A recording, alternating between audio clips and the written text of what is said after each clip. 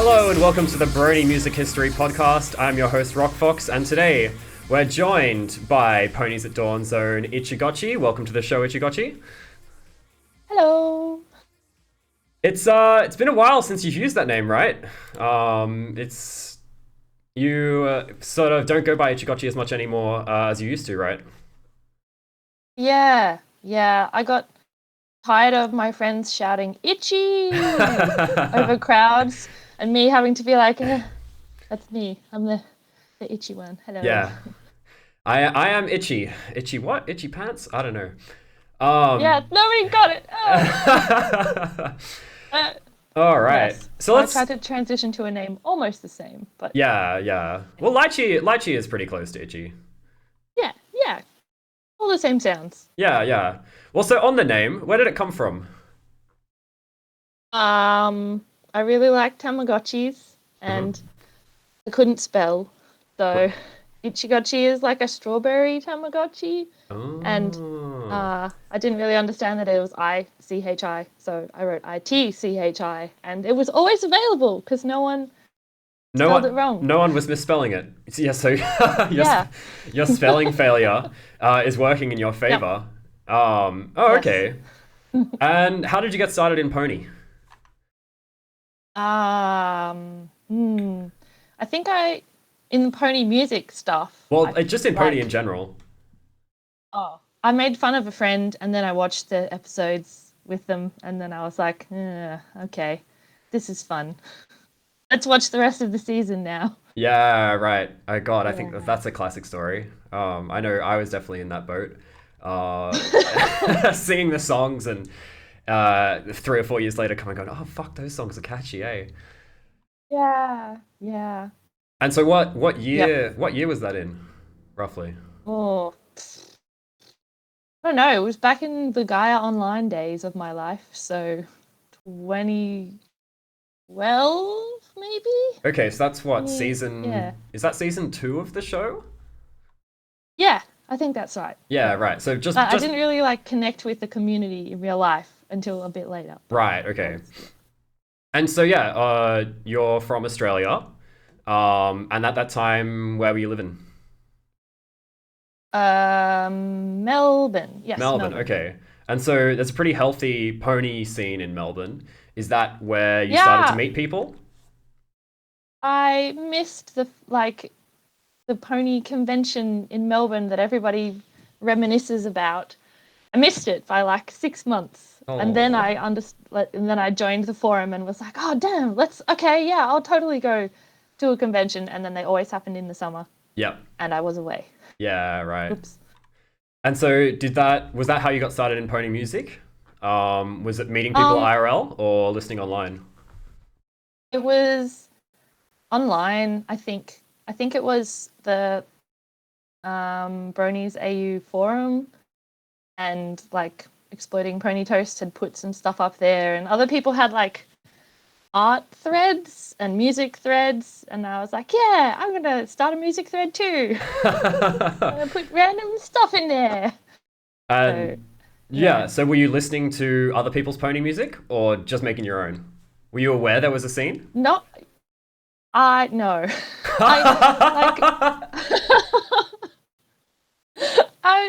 did listen to other people's who put them in music threads on BAU. Yeah. And apart from that, I didn't go on listening to any radio things or YouTube. I don't know, my phone and computer were not exactly advanced. I think I had my grandma's hand-me-down phone. Not good. So I didn't really listen to anything like that. Right, okay. In my spare time, I was just making it. Yeah, wow. So just full on just making your own music. And so you made pony music, but you'd also made other fandom music before that. Right? Yeah. Was that?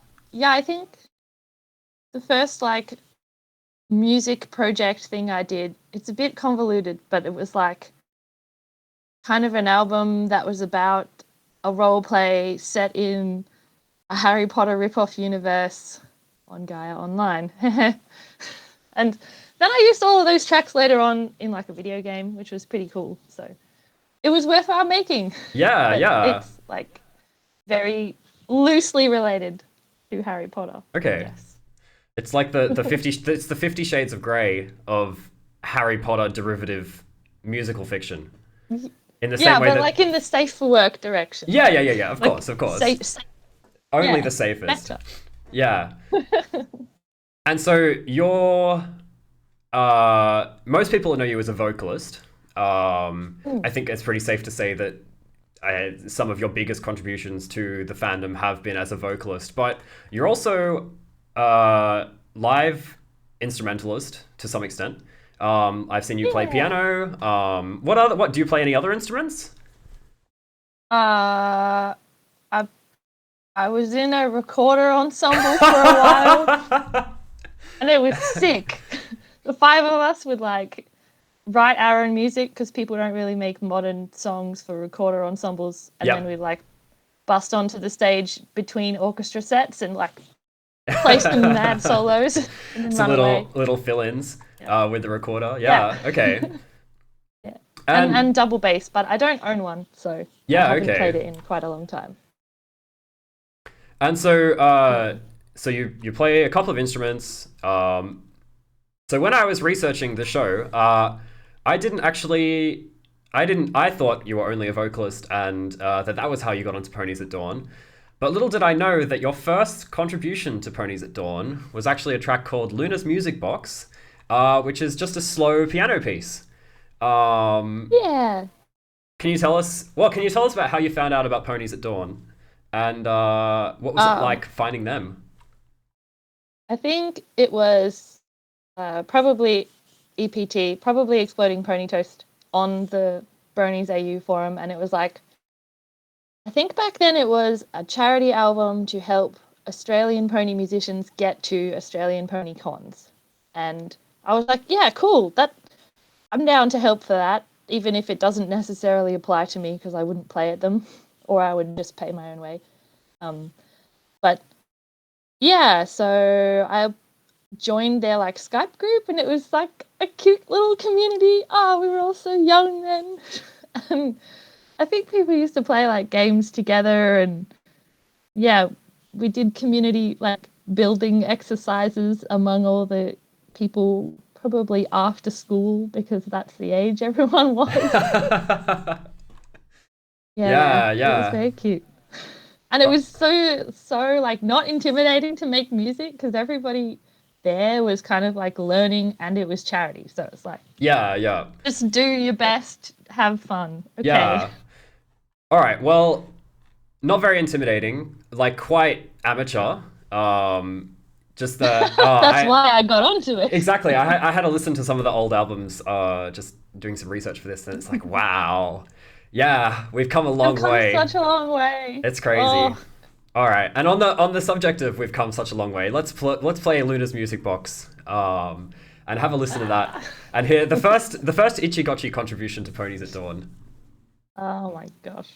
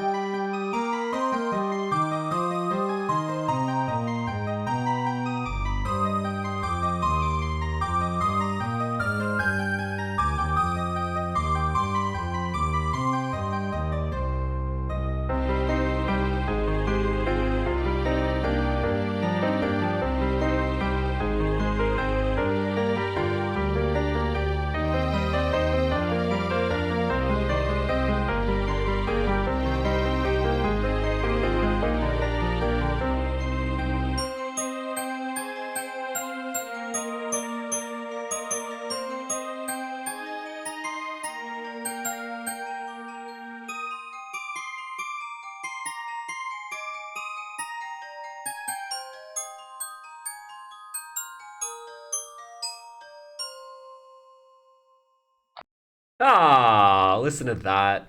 Ah. So were you right? Ah. Was that inspired by an episode of the show, or just Luna's character, or anything in particular? Um. Yeah, a bit of Luna's character. I think I was pretty gloomy, to put it lightly, at the time. A lot of the other songs with that little icon on the SoundCloud. When I went back to revisit them, I was like, wow, I was very sad when I wrote that. So it was kind of like melancholy. And also, I made it on a sheet music generator, which means I had very little control over what actual sounds were available. And I was like, oh, the music box is nice. Oh Make wow! something So with that wasn't even in like a door. It was just I'm gonna put it in Sibelius or something. Yeah, a Muse score. Yeah, it was free. Oh. Oh You wow! can kind of tell by all of the weird, like, the sounds are kind of iconic for Muse score, I guess. Yeah. It's got that kick. Um, Yeah. yeah, right. And so after that, you had a couple more instrumental songs. So you did a remix, like a chiptune remix for the remix Yeah. album, and then another piano, more orchestral piano one. And then your first. Oh, I'm gonna get my orders mixed up here. Your Mm. first vocal appearance was on Celestial Plains, which was Frostfire with Exiark. Um, So good. yeah, I know, right? So one of the things that we've chatted about before is there's actually secret verses to Frostfire that never made it into the actual song. Um, Yes. so I sent a lot more vocals than get used for most of the collabs that I do. And I'm like, well, use what you like. You can cut it all away if that's what you need. Because I don't know how much of the voice your track wants. So, yeah. yeah, yes, okay. So do you write often with your collaborations? Do you write your Mm. lyrics having heard the song, or do you just get given a vibe and a key, or anything like that? If sometimes they give you a vibe.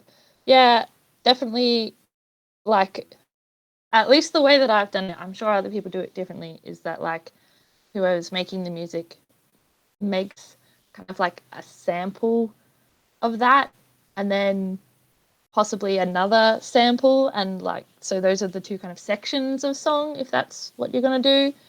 And then I'll play it on my phone out loud and like sing a crappy demo over the top of it of uh, something that usually uses the name of the track title that they've sent me in the lyrics somewhere. So that I'm like, yeah, I understand what you mean. That is the song. Yeah.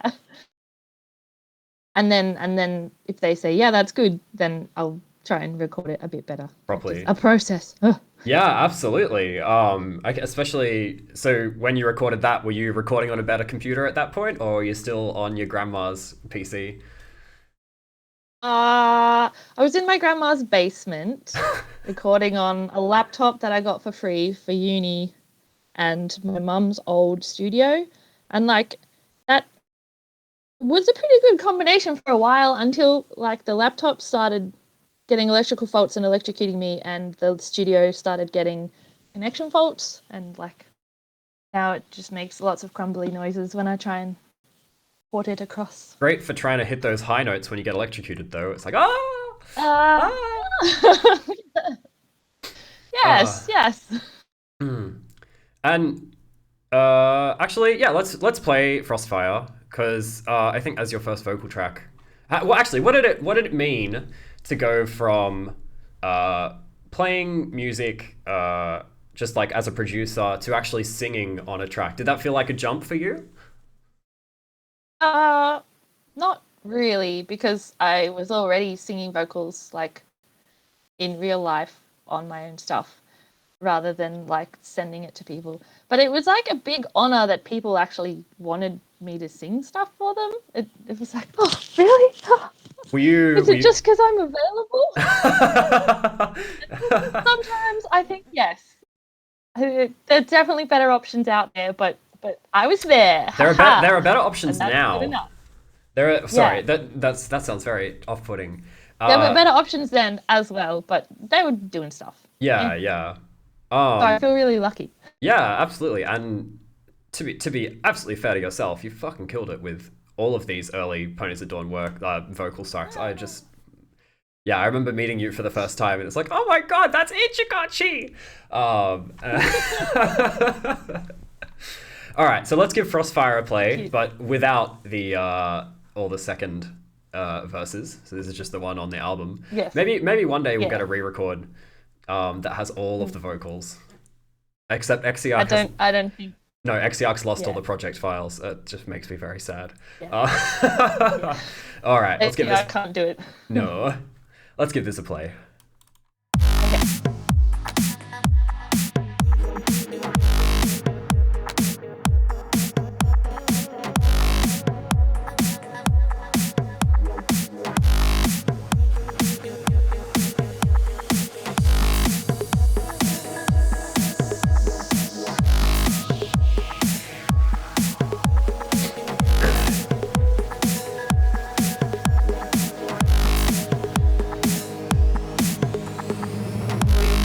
Down my soul,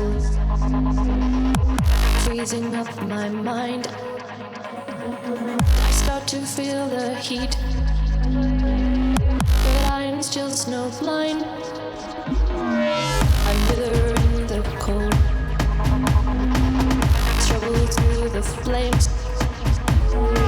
I feel the icy chill,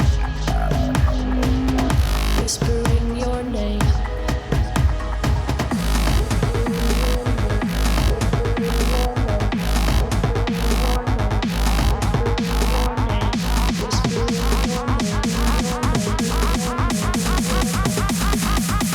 Frostfire,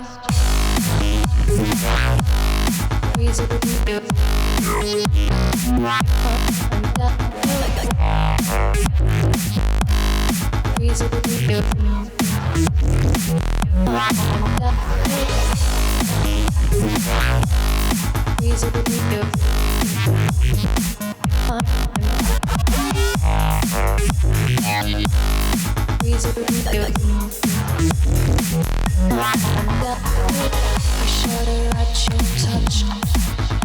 I don't know what to feel. I called your name too much. Now you won't make this deal. You can bring joy to life and tear it all apart. You're frozen deep inside. I've got a burning hunger.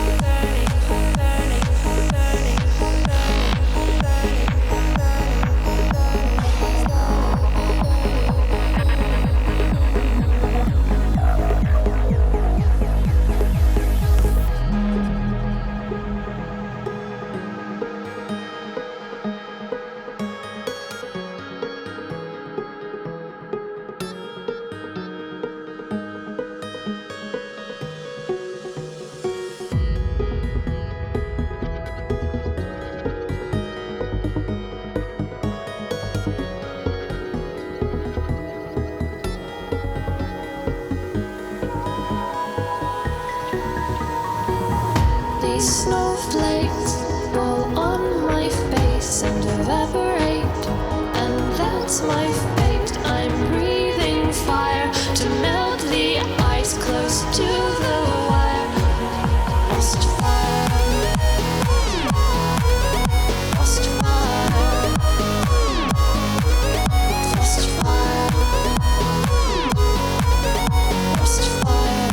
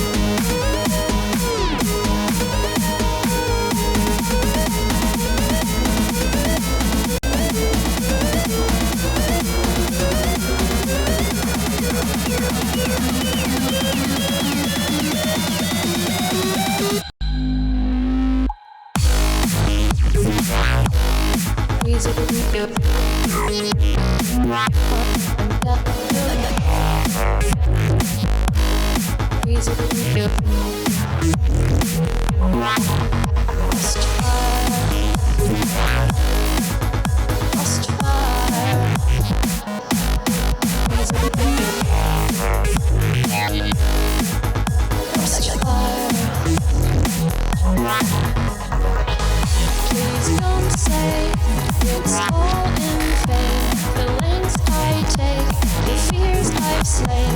I need you to heal my curse. But when I'm near you, it just gets worse. These snowflakes fall on my face and evaporate. And that's my fate. I'm breathing fire to melt the ice close to the wire.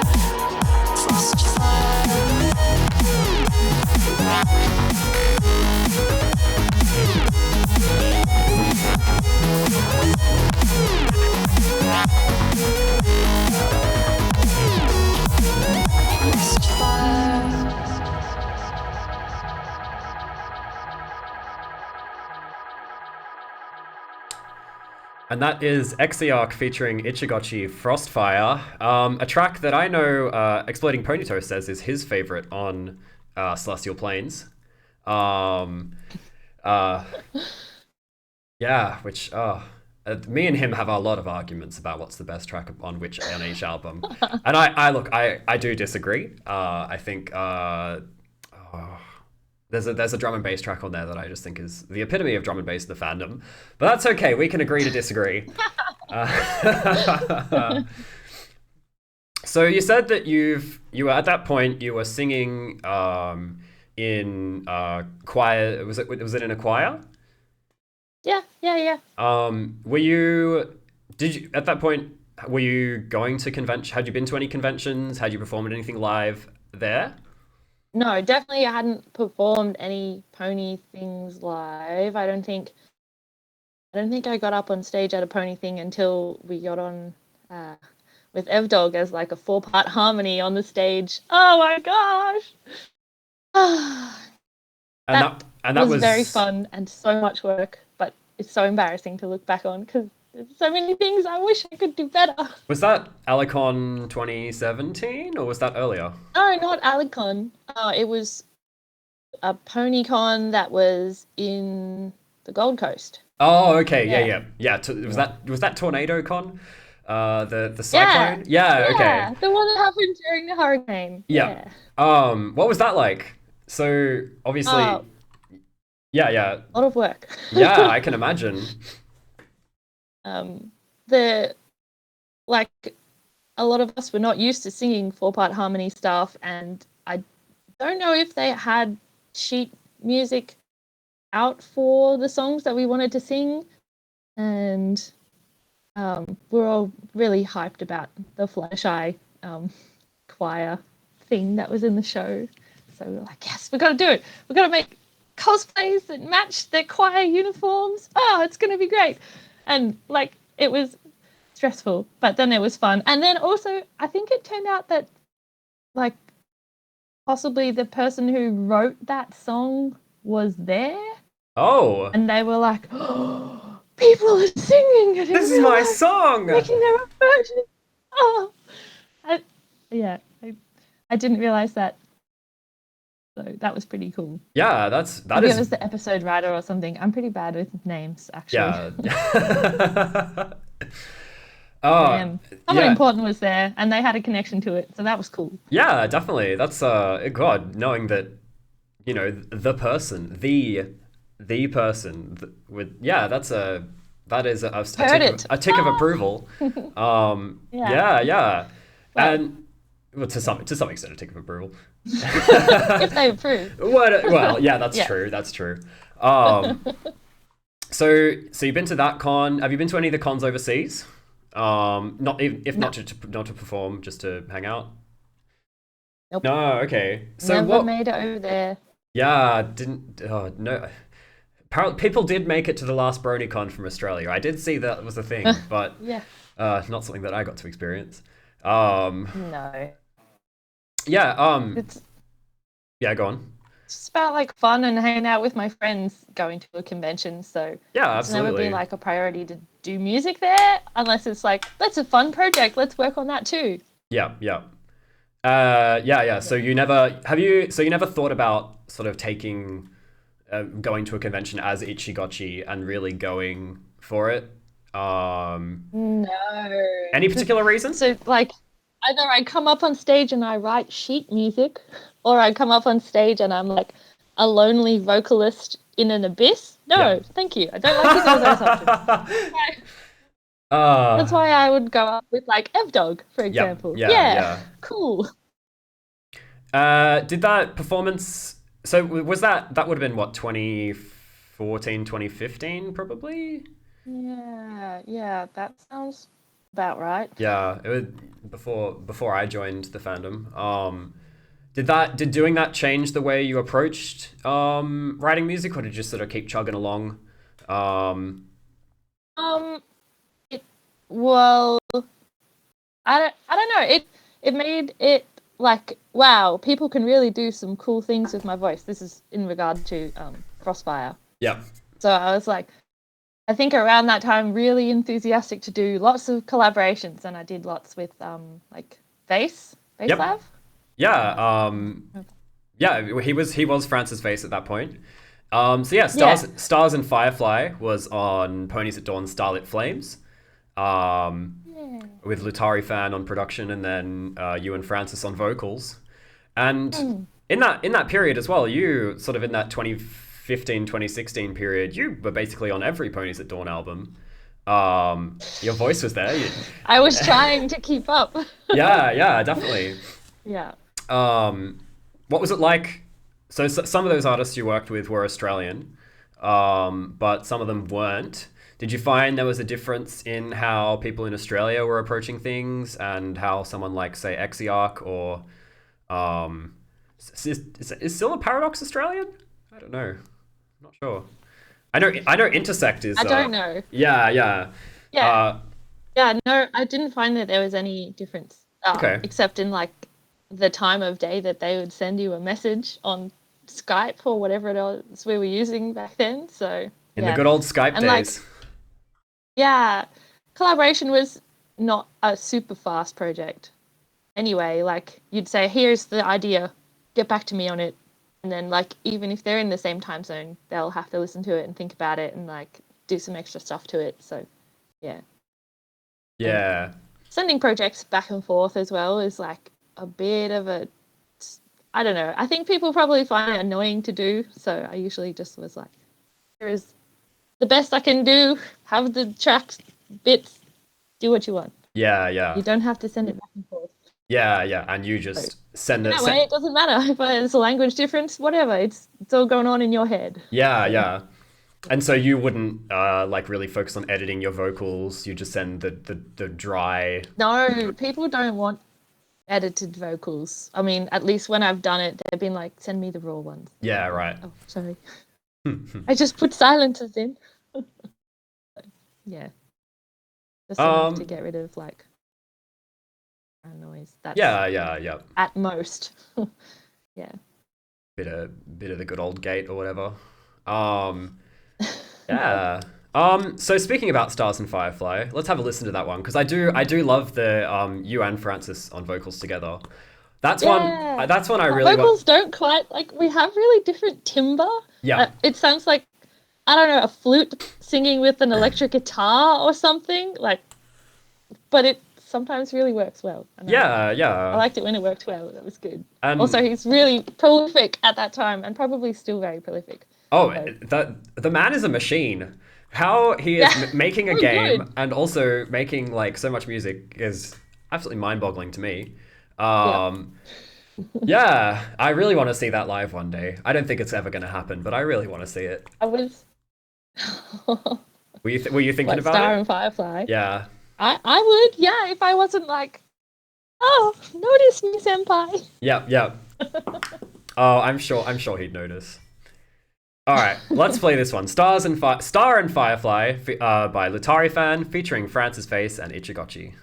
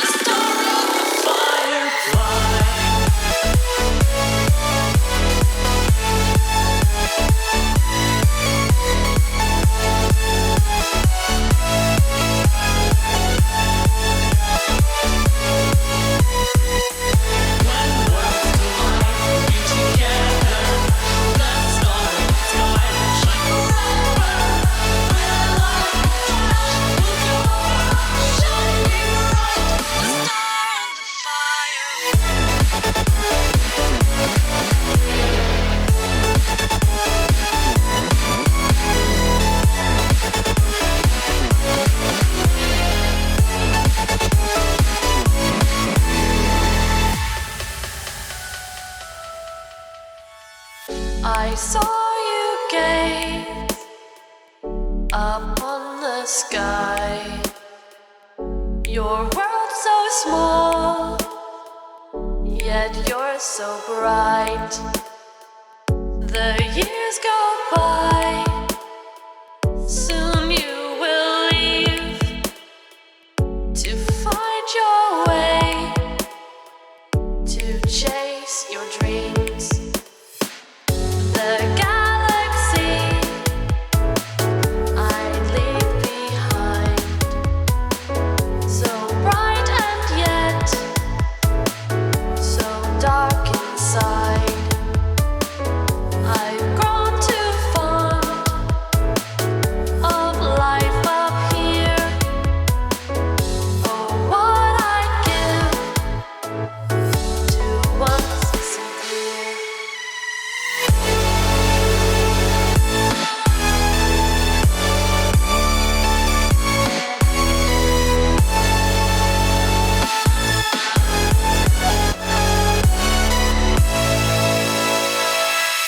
When worlds collide, we'll be together.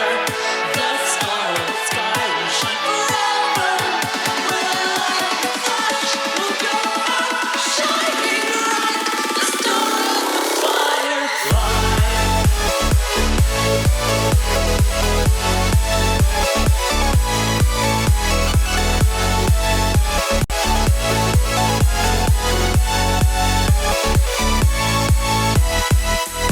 When worlds collide, we'll be together.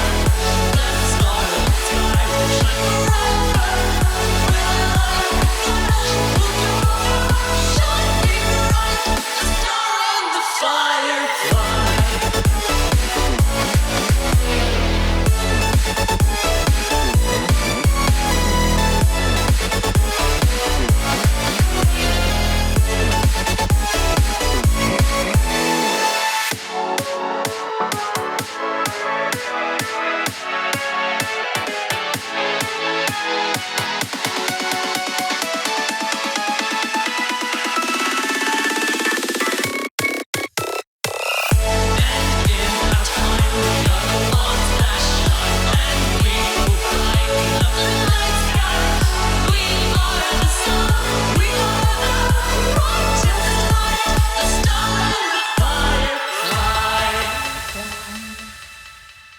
Oh, what a track. I just had a quick look at the track list of Starlit Flames. That's the first track on the album. And that unofficially means that that's the track that they want Bandcamp to preview, and they normally put one of their favorite tracks on the album is that. So yeah, very good work. I feel like it's on theme, so yeah. Oh, absolutely. Yeah, so in that 2014, 2015, 2016 period, you had a lot of collabs, like really close together, and then sort of dropped off a bit. You're back recently with Take Flight. Was there any reason for not having as many vocal tracks sort of in between, like what, last year and that period? Yes. There is. The reason is I moved to southern Tasmania where there's no internet. Yeah, the big thing about a fandom based entirely on the internet, damn, you need the internet to interact. You have no internet, you have no fandom there. Yeah, right, Yeah. okay. Oh, and even loading a YouTube video down there is so slow. Yeah, right. And yeah, and then like I moved to the city, but I couldn't afford internet and rent at the same time. Rent Yep. is more important. Yeah. And then my computer blew up. Also that. I mean, not quite blew up. I managed to stop it before it exploded. But yeah. Yeah, okay. Now I have a new computer and internet. Whee! And boy, did you do a good job on Take Flight, which was on one of the more recent Ponies Dawn albums. I They forget. come out so frequently now. It's amazing. So many people are on them. What the heck? Yeah, so it's obviously changed a lot over the years. And you've seen it. Crazy. You've seen it from Yeah. more or less the start. What are the big things that have Well- changed? Well, okay, maybe not. You were like 2 albums in, I think. Yeah, I think so. So not quite the start, But like, more or less. I don't know. I stuck around. Yeah. No, well, I mean, at first it was like charity for Australian Brony music kind of thing only, and then like seems to have extended and expanded, and I don't know. There's just amazing stuff on there now. Like no sheet music compositions getting on that. No way. But also like I don't know if this is a thing that like we're supposed to discuss, but man, the first time we got money from Ponies at Dawn from sales, I got $20 and I was like, pizzas at dawn, everybody, let's go. Everybody can buy one pizza, let's go. And like the most recent time I got it was like $100. What the hell? That's 5 pizzas.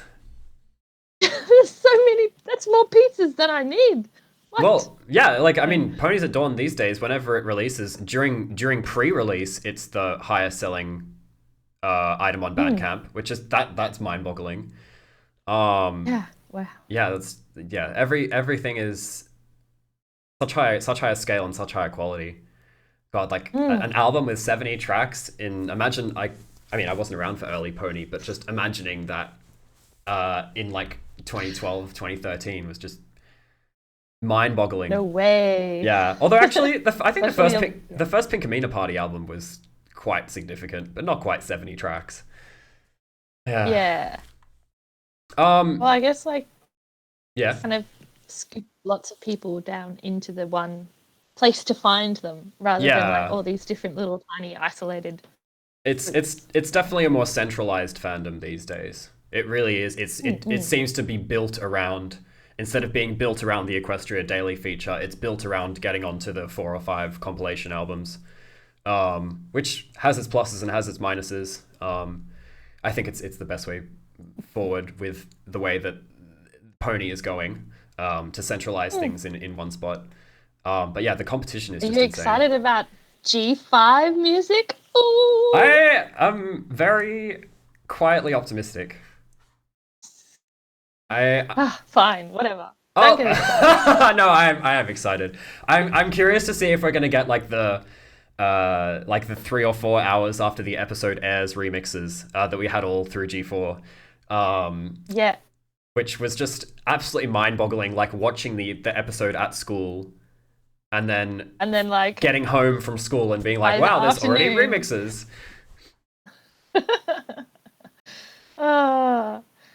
I feel like a lot of old pony music is like a certain genre as well, and I wonder if like Gen 5 pony music will have a different kind of common genre.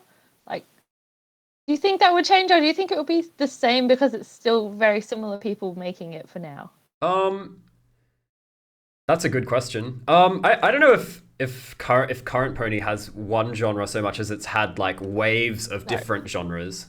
Yeah, we had the the weird period to start off with, which was just anything goes. I'm gonna make like a half hour ambient. That's the period I fit into. The weird period. Maybe that's why I'm so excited for a new generation, because I'm like, I'm ready for the weird shit. It's a blank slate. It's a blank slate, but not quite. Yeah. I don't know. I think given that a lot of the people that are hardcore committed to, I don't think you're gonna ever recreate those first couple of years of pony music. I think just with the inertia of what the fandom, the beast the fandom is now, I don't think you're going to get that period of just everyone being amateur and willing to take so many risks because they are amateur. But who knows? Maybe we're going to have a new wave of 4chan cartoon invasions, with everyone just jumping on the bandwagon. I hope it's going to be. I'm excited. But we'll see. I have a question about Star and Firefly, and also about your songs more generally. So was Star and Firefly inspired by anything in particular? With the lyrics. I don't. Did I write the lyrics? I'm not. Well, It should be. It should have in the Bandcamp credits who did the lyrics. Oh, really?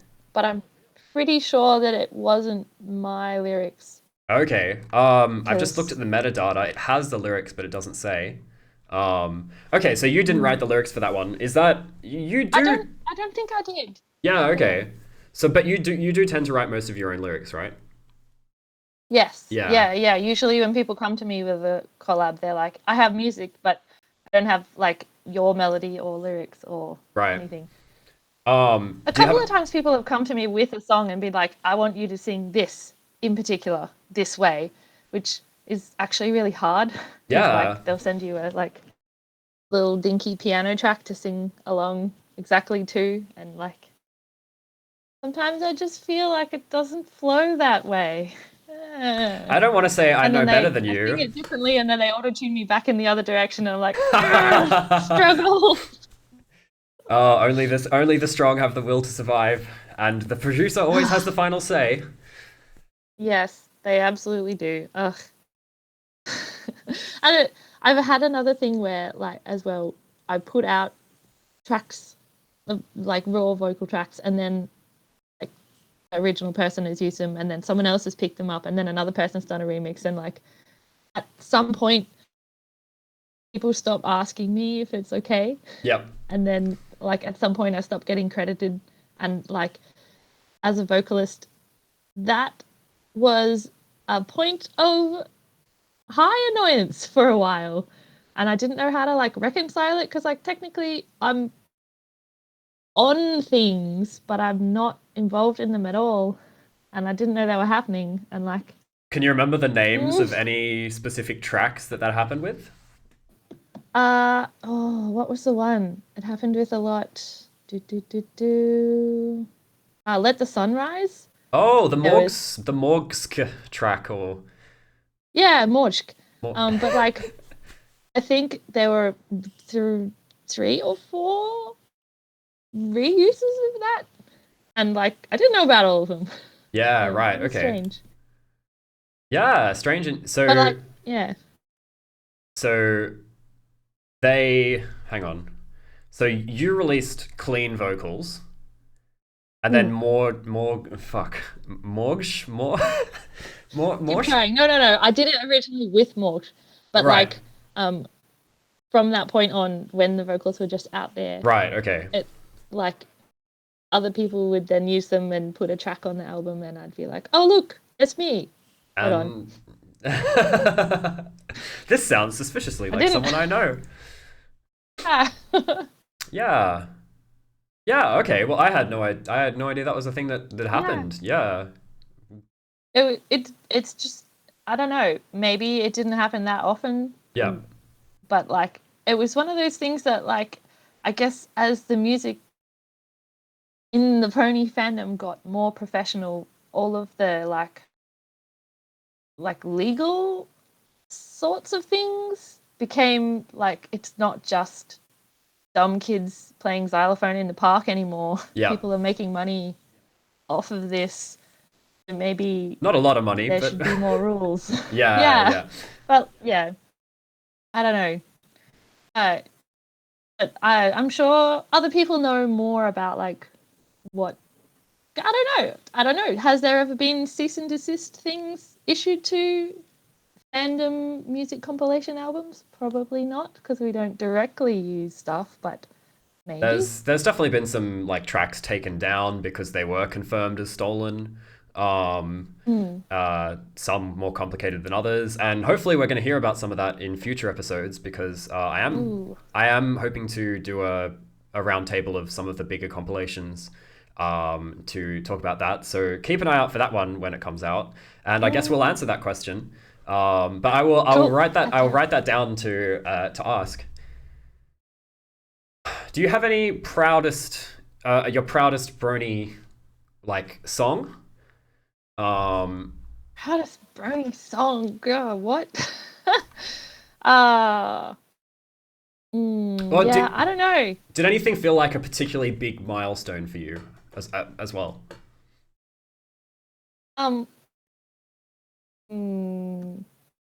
Performing on stage is always a big milestone, but it's like every performance on stage is a very different flavor of milestone. Yeah, so definitely. they're all kind of equal but different colors. It's like stepping up a mountain. I don't know. Is it? Well, I don't know. It doesn't feel like I'm climbing a mountain. It just feels like I'm hopping across, being like, "Oh, that looks fun over there." Whee! being a Okay, little, what about this one? being a little Whee! bunny furry and jumping all over the hills. Yes, I suppose so. And Uh, and on furry, so you have not quite moved on, but you have recently joined the furry fandom. dun dun dun. It's Yeah. much harder to make furry music. I'll tell you that. Much harder Well- because there's nothing directly, no narrative to draw from. Yeah. Can't reference. It's just animals. Ah. Yeah, but also you just make music and have a persona as your album art, and bam, it's furry music. So Yeah, okay. recent, You've given away the secrets. yeah, now. that is. It's also the secret to pony music. If you're particularly cynical about it. Okay, there you go. But you know, we don't like that.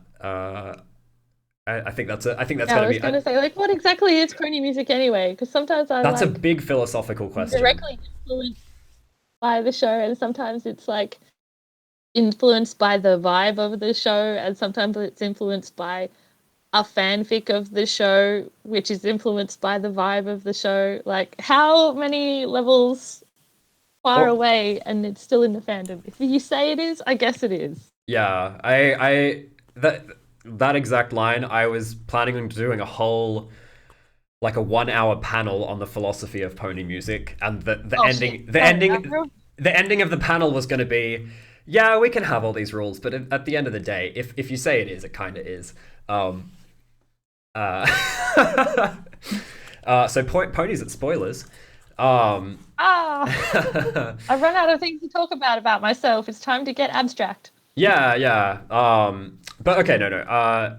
So I'm gonna play the final song we're gonna play tonight is "Take Flight," which you did perform on stage at Furry Down Under a couple of months ago. What was that like? What was it like playing at a furry convention as opposed to playing at a pony convention? How do I explain it? I guess pony convention, I know more people there, so I'm less afraid because of that. But also, I can see everybody's reactions. Whereas if you're at a furry convention and like half the people are in suits, 3/4 of the people are in suits, just assume they're having a good time. Then If they're bopping it's their fine. heads, Yeah, exactly. And sometimes that's all you can do, even if you are having the best time in the world when Yeah. you're in something like that. yeah. It's not like you're gonna be breakdancing on the floor. Well, Maybe. some people can. Yeah. It's rare, but Gods among us. yeah, God's among us. The 1%. Yeah. And so it was a bit different to playing at a furry convention, and that was our first time working together. And was that your first time working with a DJ as well? Yeah. Very different to performing with Evdog and stuff that was more acoustic or like actual Yeah. real instruments. Or like recorded and then the words up on stage behind us. That was fun, so everyone could sing Sing along. along. Yeah, that was a fun moment at Alicon with Yeah. everyone singing along in the crowd. Good planning. Good Yeah. planning. I like it. I want everyone to do that all the time. Not even to sing along. Yeah. Well, let's play the final song of tonight. Take Flight by Kyradeen featuring Itchigotchi. This is Kyradeen's first track under her new alias, which I What? think, under her new alias. Really? Oh, yes, under her new alias. Yeah. Yes. And it's such a good vibe. So I know you've said to me that it was inspired by it's in an Irish style. Did I get that right? Yeah, it's like it's like a traditional blessing kind of format, Yeah. I guess, but like about a Pegasus blessing instead. Nice. Yeah. All right, let's let this one play out.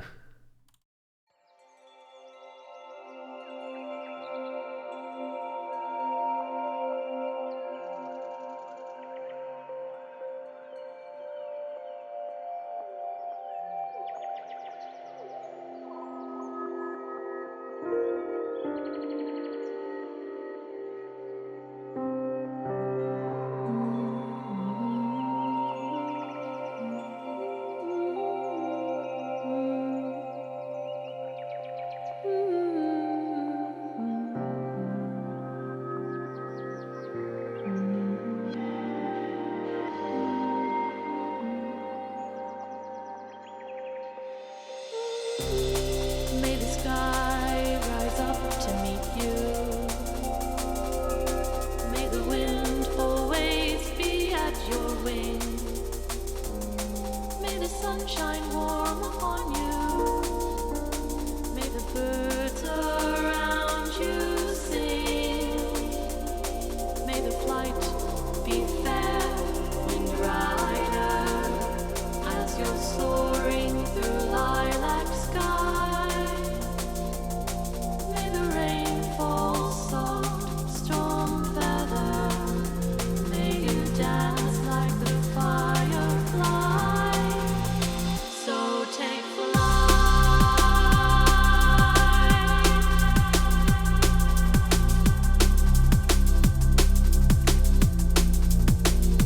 Take flight.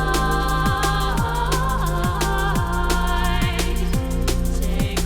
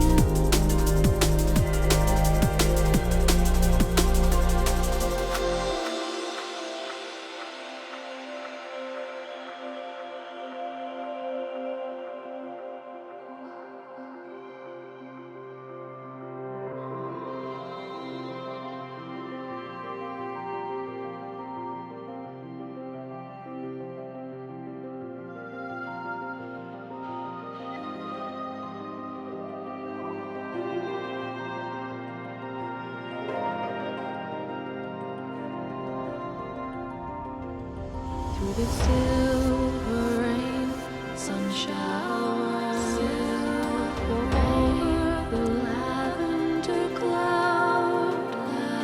May the sweet breeze blow to hold you, and this blessing be sung aloud. Take flight. Go take flight. Take flight.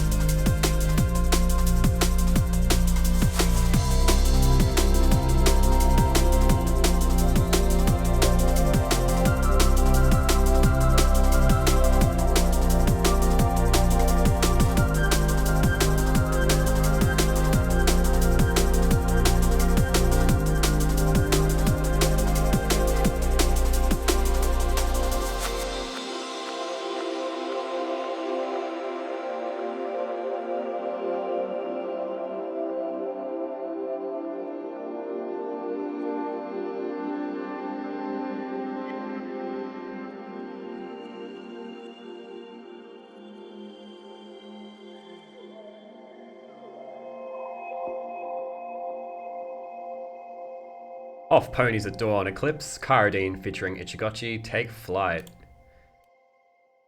So, when you release Take Flight after a bit of a hiatus, does this mean we're going to hear more Itchigotchi soon? I don't know. I'm not currently working on things with anybody in the Ponies at Dawn chat, I don't think. Yeah. And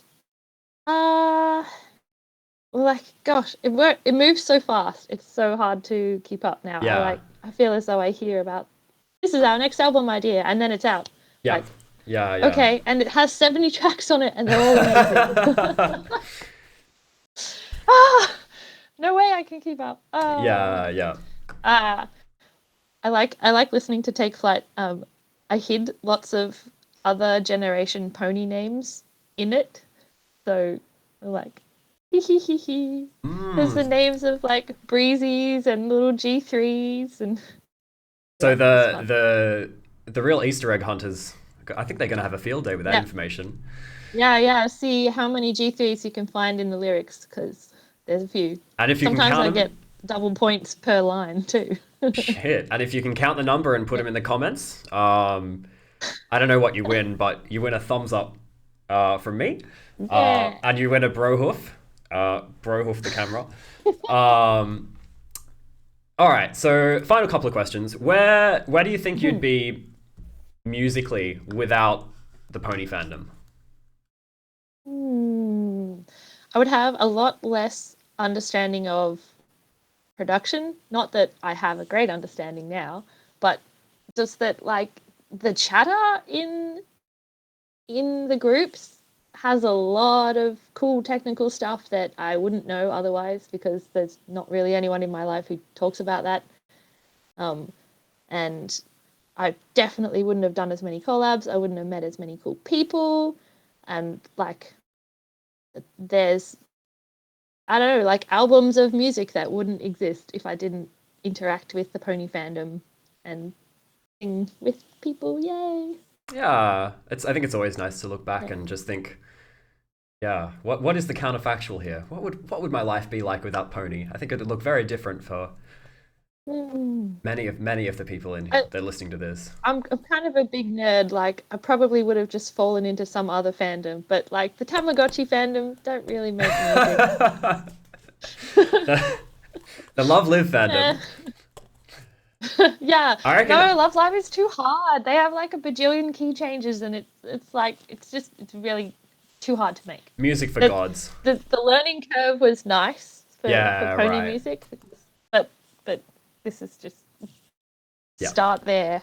Yeah.